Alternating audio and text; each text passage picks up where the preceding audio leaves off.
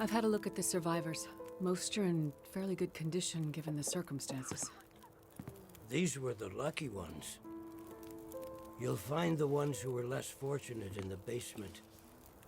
May God take mercy on their souls. They died from their injuries, or were found dead. We put them downstairs to keep the bodies cold. And also, well, there are wolves around, you see. Yes, I've seen them. I think I can find most of what these survivors need, but there is a diabetic in the group. They're gonna need insulin, and soon. Do you know where I might find some? That's bad news. No, I don't. This survivor has type 1 diabetes. That means their body can't produce insulin. If they don't get it, they'll eventually go into shock and probably die. Well, then we need to find some. And soon, before the blizzard becomes too powerful to even risk going outside. I need to remain with the survivors, minister to them. But you can go and look for the medicine they need. I will. Any suggestions you have would be very useful. Most of the surrounding houses will be empty, but you may find some of the minor supplies you need to treat the survivors. The diabetic came in from the plane crash a day, maybe 2 days ago. So your best chance to find their insulin will probably be to find their luggage at the crash site. How will I know which luggage is theirs? You'll have to search everything you find and hope for the best. Okay. You keep an eye on everyone, and I'll be back as soon as I can. Thank you for your help. One more thing. Yes? Many of these survivors are in bad shape.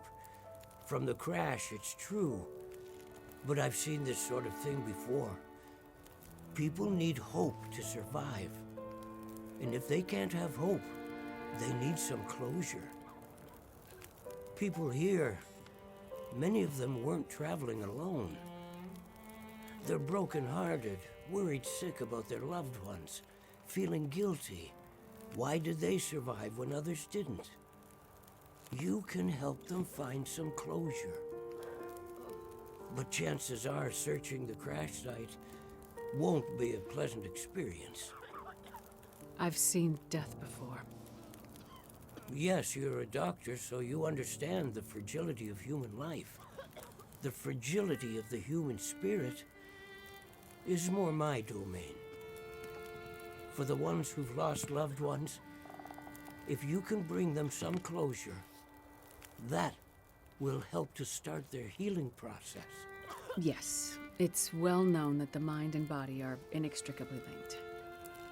If you encounter any artifacts, any information that would help to identify those who did not survive the crash, that information might be a salve to these poor broken souls. Then perhaps they'll have a chance to face tomorrow.